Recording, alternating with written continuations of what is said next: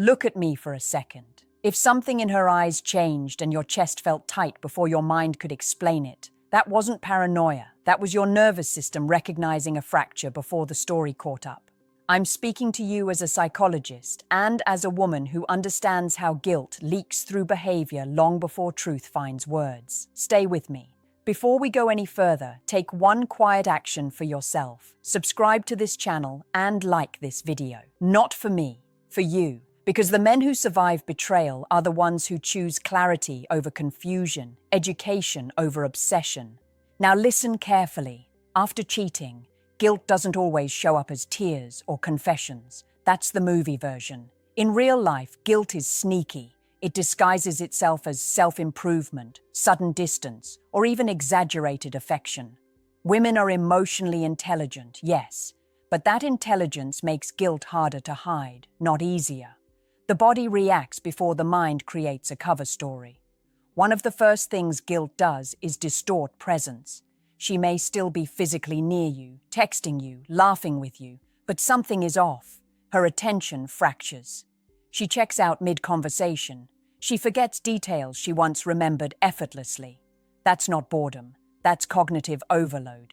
When someone is carrying a secret that contradicts their self-image, their mental bandwidth shrinks. Guilt consumes resources. You might notice her correcting herself excessively, over-explaining harmless things, offering timelines you didn't ask for. This is not honesty, it's anxiety. The guilty mind rehearses innocence constantly because silence feels dangerous, so words multiply. Then there's the strange shift in morality. She may suddenly become critical of your flaws, your boundaries, your past mistakes. This is psychological balancing. Guilt seeks relief by redistributing blame. If she can make you less good, her actions feel less bad. This isn't cruelty, it's defense. Another sign men miss is sudden emotional generosity that feels performative, gifts, praise, physical closeness that arrives without emotional depth. Guilt wants absolution without exposure. It wants to pay a fine without standing trial. And here's the part that hurts most. She may avoid eye contact during quiet moments, but hold it intensely in public. Public eye contact says, "We're fine."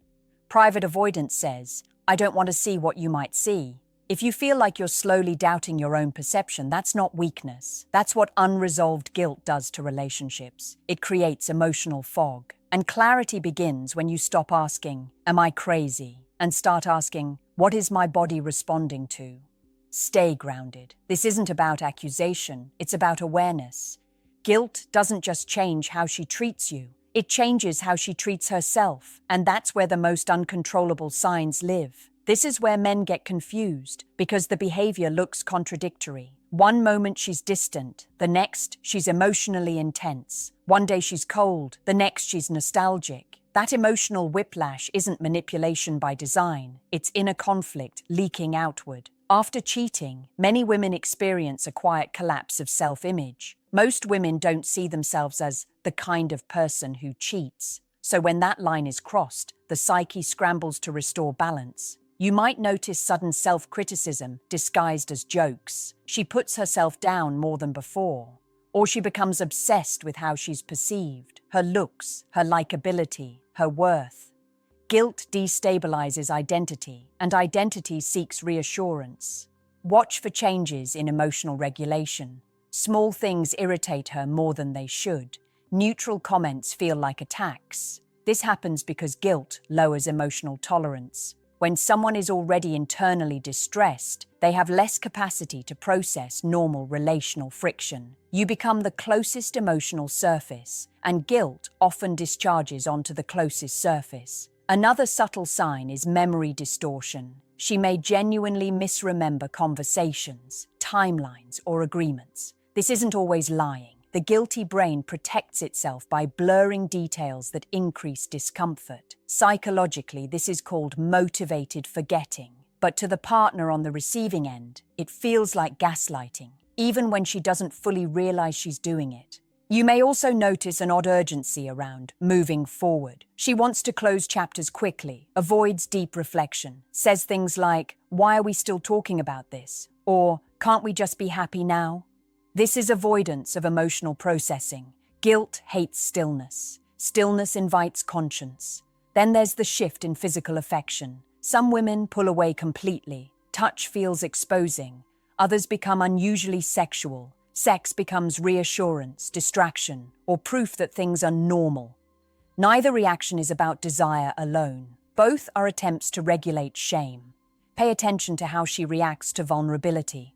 If you open up emotionally and she shuts down, changes the subject, or becomes impatient, that's significant. Guilt narrows empathy. It doesn't eliminate it, but it makes emotional availability feel risky. Here's the truth men rarely hear.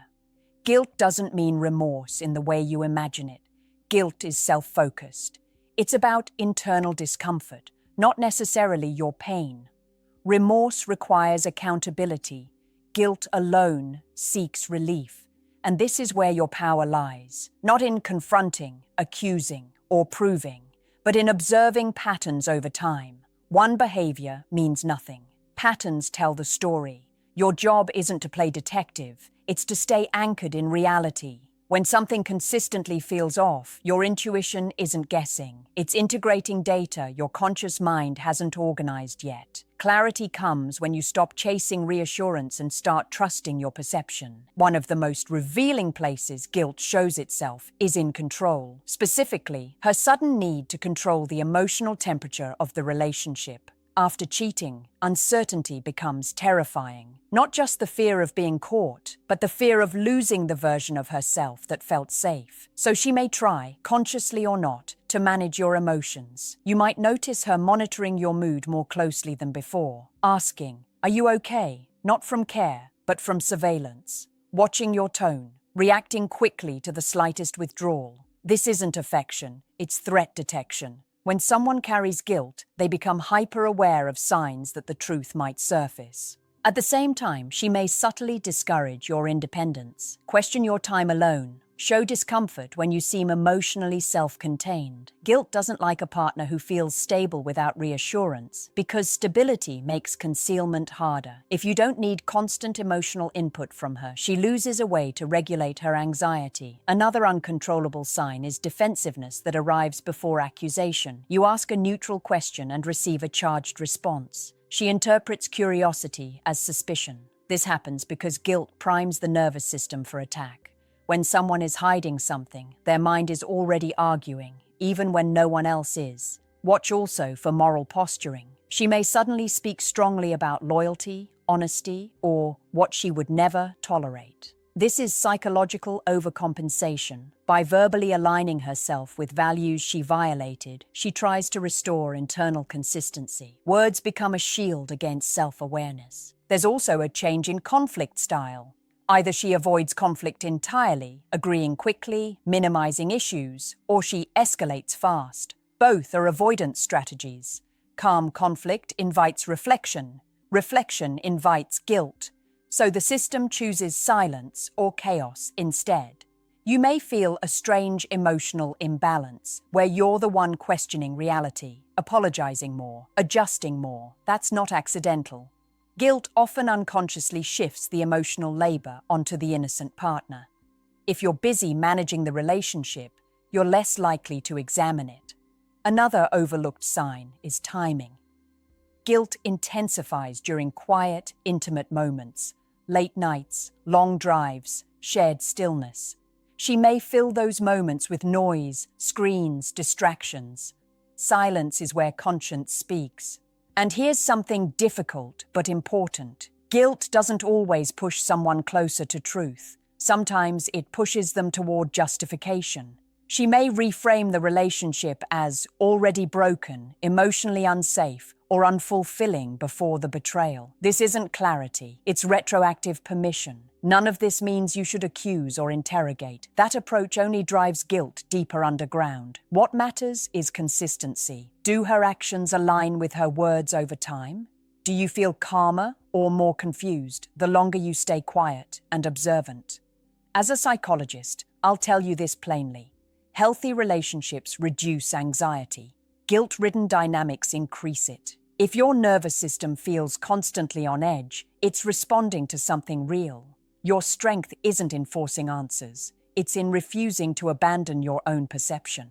There is a moment after betrayal where guilt begins to change how she relates to time, and most men miss it because it doesn't look dramatic. It looks subtle. She becomes impatient with the present and strangely selective with the past. This is not coincidence. Guilt distorts time perception because the present moment feels unsafe and the past feels dangerous. You may notice she avoids revisiting shared memories. Places you used to talk about fondly are now brushed past. Stories are shortened. Nostalgia disappears.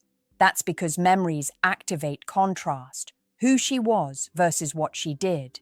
The guilty mind protects itself by flattening emotional history. At the same time, she may idealize the future in vague terms.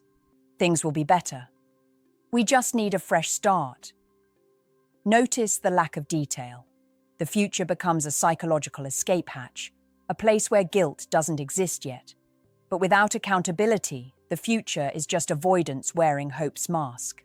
Another sign appears in how she handles your intuition. If you say, calmly, something feels different, and she responds by questioning your stability, your stress, or your past experiences, that's important. This is not reassurance. This is displacement. Guilt seeks to move the spotlight away from behavior and onto perception. You might also feel her energy shift when you improve yourself. When you become more grounded, more focused, more self-respecting, something changes in her tone. Sometimes it's admiration, sometimes it's unease. Guilt does not like growth, it cannot control. Your strength quietly threatens the narrative she's built to survive her choices. Pay attention to how she reacts to boundaries. Healthy partners may feel discomfort, but they respect them. Guilt-driven behavior resists boundaries emotionally. She may test them, minimize them, or frame them as punishment. This is because boundaries force clarity, and clarity removes psychological hiding places. There's also a change in listening.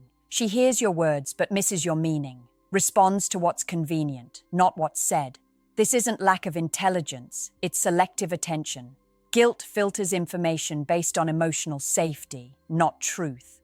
One of the heaviest signs is emotional fatigue in you. You feel tired without obvious conflict, drained after conversations that go nowhere. That's your system doing extra work, compensating for inconsistency, filling gaps, translating mixed signals. Healthy love feels energizing, even during hard talks. Guilt-laden dynamics feel heavy. Here's what I need you to understand. Noticing these signs does not make you controlling, suspicious, or weak. It makes you perceptive. Trust is not blindness. Trust is clarity sustained over time.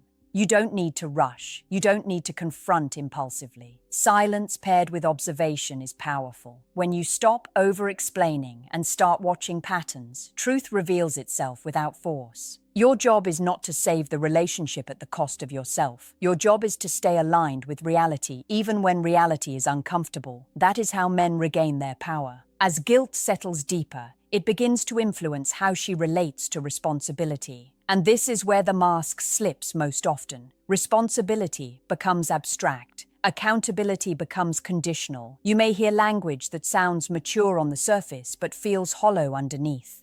Phrases like, "we both played a role," or "nothing happens in a vacuum." These statements aren't entirely false, but timing matters. When used before full ownership, they dilute responsibility and soothe inner conflict. Notice how she reacts when you express pain without accusation. If your hurt is met with discomfort rather than concern, that's significant.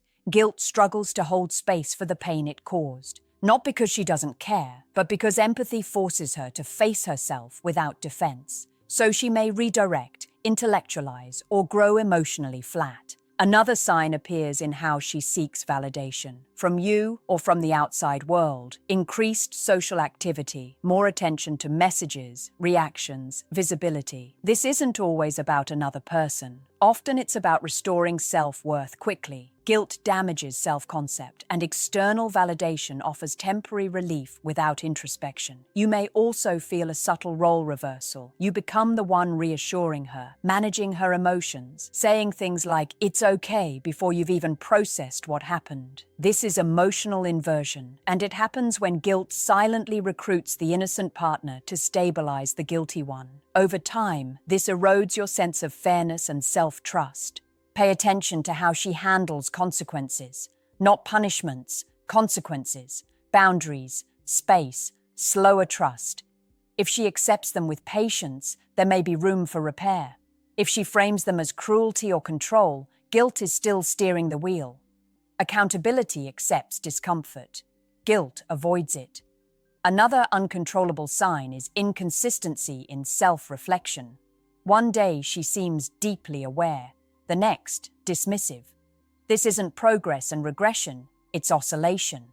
Guilt pulls toward insight, then pushes away from it when the emotional weight becomes too heavy. You may notice she asks fewer questions about your inner world. Curiosity fades. This isn't indifference, it's self-protection. Truly hearing you would require sustained empathy, and empathy demands strength. Guilt hasn't rebuilt yet. Here's the hard truth men need to hear. Love alone does not resolve guilt. Time alone does not resolve guilt. Only accountability integrated into identity does. Without that, patterns repeat, sometimes quietly, sometimes catastrophically. Your role is not to heal her conscience. That work belongs to her. Your responsibility is to observe whether actions align with growth, not promises. Words can soothe guilt. Behavior reveals truth. You don't need to threaten, test, or demand. Calm consistency is enough. When you stay grounded and refuse to abandon your standards, reality surfaces naturally. Strength isn't loud, it's steady, and steady men are very hard to deceive. As guilt lingers, it begins to reshape how she relates to intimacy, not just physical closeness, but emotional truth. This is where many men feel the deepest confusion, because intimacy appears to exist, yet something essential is missing. You may share space, routines, even laughter, but emotional transparency feels blocked. That blockage is not accidental. After cheating, guilt creates an internal wall. On one side is who she was before. On the other is who she fears she might be seen as now. Letting you fully inside risks collapse of the image she's trying to maintain, so intimacy becomes controlled. Safe topics are allowed, dangerous ones are avoided. You feel close, but not known. Watch how she responds to emotional depth. When conversations move toward values, meaning, or long-term truth, does she disengage, joke, or deflect? This is avoidance at a psychological level. Depth invites alignment, and alignment requires honesty. Another sign shows up in reassurance patterns. She may ask if you still love her, but not ask if you trust her. Love feels safer. Trust demands evidence. Guilt prefers emotional affirmation over moral evaluation. It wants to be wanted, not examined. You might also notice sudden bursts of vulnerability that don't lead anywhere. She opens up emotionally, shares fear or sadness, then closes the door quickly. This is not manipulation, it's ambivalence. Part of her wants relief through honesty. Another part panics at the consequences of consistency. Pay attention to how she handles your silence. When you become quiet, not withdrawn, just observant, does she grow anxious? Fill the space. Probe for reassurance. Guilt fears silence because silence allows interpretation. Noise creates control. There is also a shift in respect dynamics. Respect is quiet, consistent, and rooted in admiration. Guilt-based behavior often replaces respect with appeasement. She may agree with you more, flatter you more, but something feels off. Appeasement is fear-driven. Respect is value-driven. Your nervous system can feel the difference. You may experience a growing sense of emotional loneliness, even while in the relationship. That loneliness isn't because you're asking for too much. It's because you're no longer being met at the same depth. Guilt reduces emotional availability. It narrows the channel. Here is the most important psychological truth in this phase. Guilt cannot coexist with full authenticity for long. Eventually, it seeks resolution through confession, rationalization, or disconnection. This is why things often intensify before they clarify. Your task is not to chase intimacy that's being rationed. It's to notice what happens when you stop compensating. Do things collapse, or do they stabilize through honest effort? A healthy partner leans into clarity. A guilt-driven partner leans into comfort. You don't need to rush the outcome. Time reveals alignment, and alignment always tells the truth.